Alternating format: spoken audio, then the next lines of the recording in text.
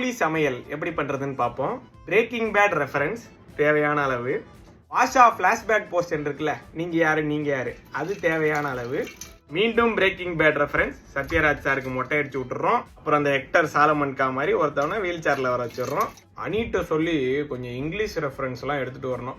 சரி அப்படின்னு சாட் ஜிபிடியா தான் இருக்கும், நம்மளே சேர்த்துருவோம். சாட் ஜிபிடி தேவையான அளவு.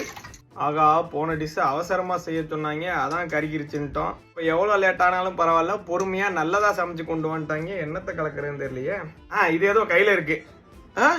ஐயோ லாஜிக்கு, நல்ல வேலை தெரியாம ஆட் பண்ணியிருப்பேன்.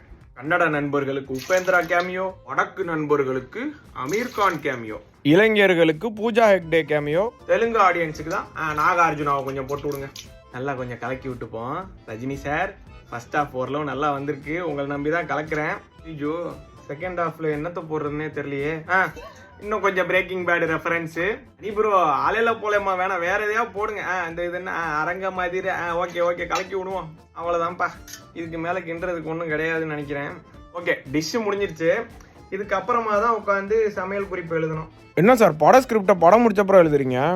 படத்துக்கெல்லாம் ஸ்கிரிப்ட் இல்லை, இது இன்டர்வியூக்கு.